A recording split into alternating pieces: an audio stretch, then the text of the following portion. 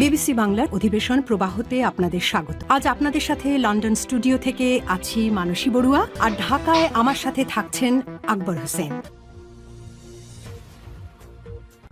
বাংলাদেশের সর্বশেষ গুরুত্বপূর্ণ আপডেট সংবাদে আপনাকে স্বাগত। শুরুতেই সংবাদ শিরোনাম, পরে বিস্তারিত।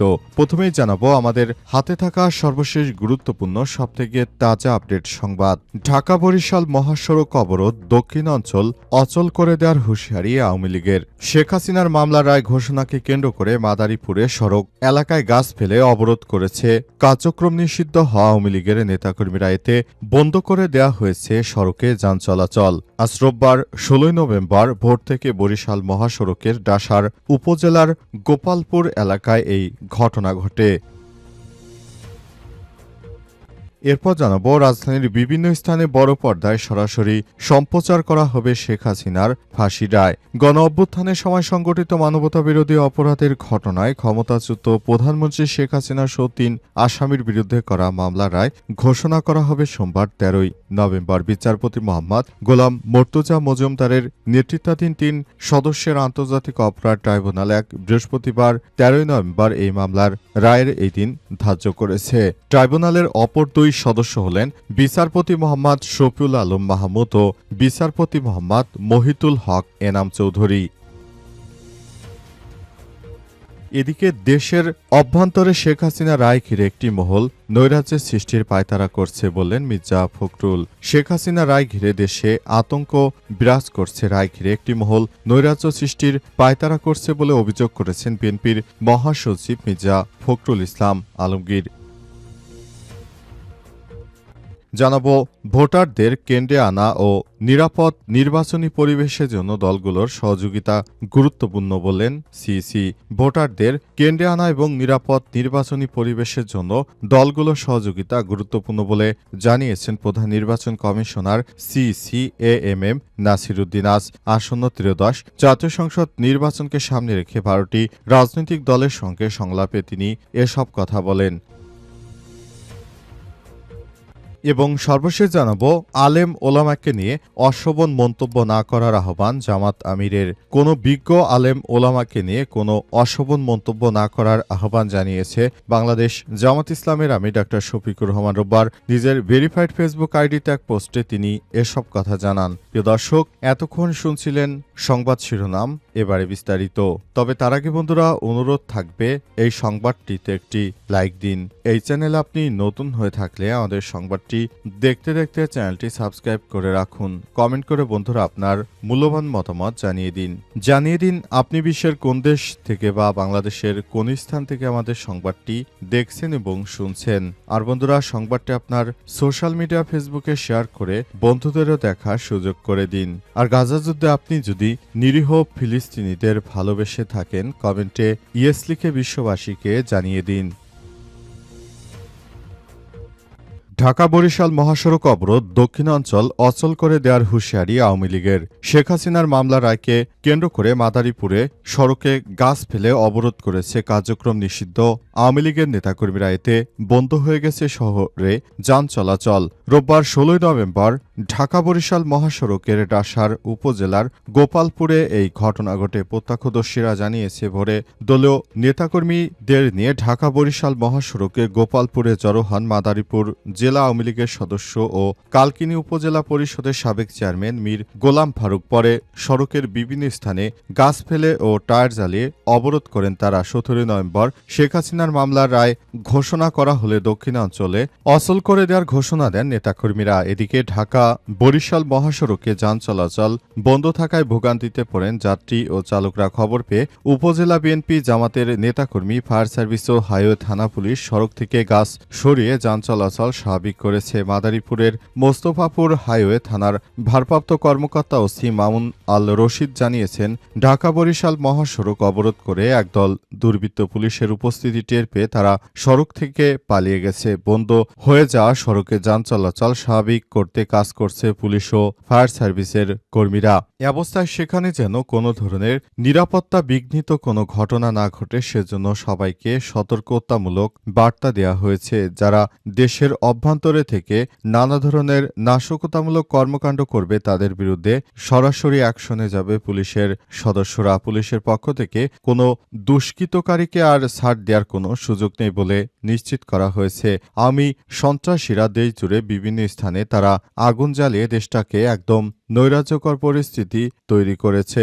এতে করে দেশের সাধারণ মানুষ চরম আতঙ্কে দিন পার করছে। আওয়ামী সন্ত্রাসীরা ভারতের মদতপুষ্ট হয়ে তারা বিভিন্ন জায়গায় এসব হামলা ভাঙচুর করে সবকিছু তছনছ করে দিচ্ছে।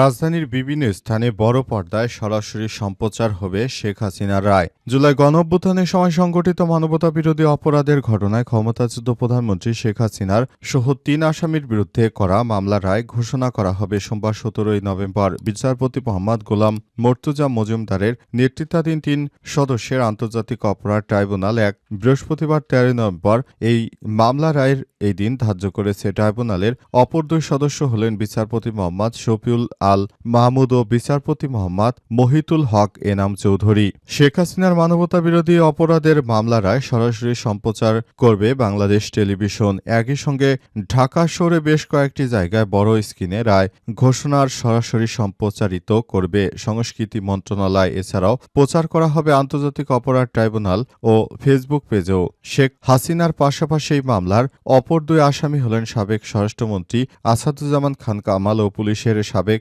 মহাপরিদর্শক আইজিপি চৌধুরী আব্দুল্লাহ আল মামুন। এর মধ্যে সাবেক আইজিপি মামুন অপ্রভার বা রাজসাক্ষী নামে পরিচিতি হিসেবে জবানবন্দি দিয়েছেন। ২০২৪ সালের ৫ আগস্ট আওয়ামী লীগ সরকার পতনের পর আন্তর্জাতিক অপরাধ ট্রাইব্যুনাল গঠন করা হয়।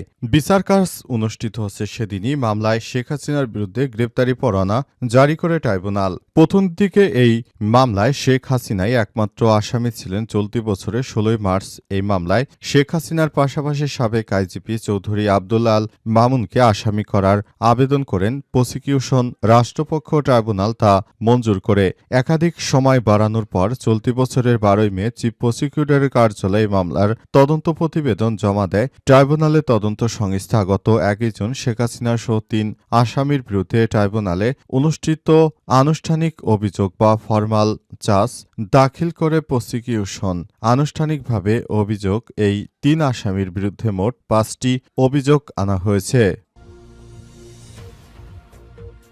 শেখ হাসিনা রায় ঘিরে একটি মহল নৈরাজ্যের সৃষ্টির পায়তারা করছে বললেন মির্জা ফখরুল। শেখ হাসিনা রায় নিয়ে দেশে আতঙ্ক বিরাজ করছে। রায় ঘিরে একটি মহল নৈরাজ্য সৃষ্টির পায়তারা করছে বলে অভিযোগ করেছেন বিএনপির মহাসচিব মির্জা ফখরুল ইসলাম আলমগীর। রোববার ১৬ নভেম্বর জাতীয় প্রেসক্লাবে মাওলানা ভাসানী মৃত্যুবার্ষিকী উপলক্ষে আলোচনা সভায় প্রধান অতিথির বক্তব্যে তিনি এই অভিযোগ করেছেন। মির্জা ফখরুল অভিযোগ করেন কিছু মহল পরিকল্পিতভাবে দাবি তুলে নির্বাচন বিলম্বিত করতে চায়। তবে জাতির সংকটময় সময় নির্বাচনে সরকার সবথেকে বেশি প্রয়োজন। তিনি আরও বলেছেন একমাত্র নির্বাচনের মাধ্যমে দেশে গণতান্ত্রিক উত্তরণ সম্ভব। বর্তমানে দেশের রাজনীতি বিভ্রান্তি ও জটিল সংকটের মধ্যে আছে উল্লেখ করে বিএনপির মহাসচিব শেখ হাসিনা রায় ঘিরে নৈরাজ্য সৃষ্টি করলে দেশবাসীকে সঙ্গে নিয়ে তা রুখে দেওয়ার আহ্বান জানাচ্ছে। উল্লেখ্য জুলাই গণঅভ্যুত্থানের সময় সংগঠিত মানবতা বিরোধী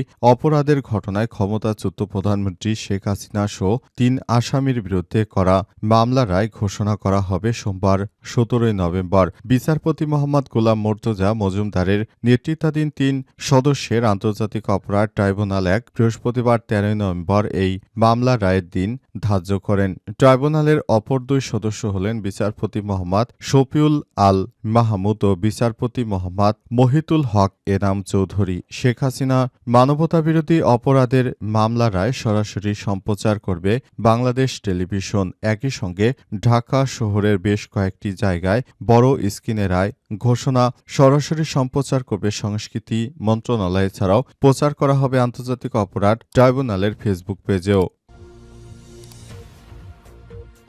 ভোটারদের কেন্দ্রে আনা এবং নিরাপদ নির্বাচনী পরিবেশের জন্য দলগুলোর সহযোগিতা গুরুত্বপূর্ণ বললেন সিসি।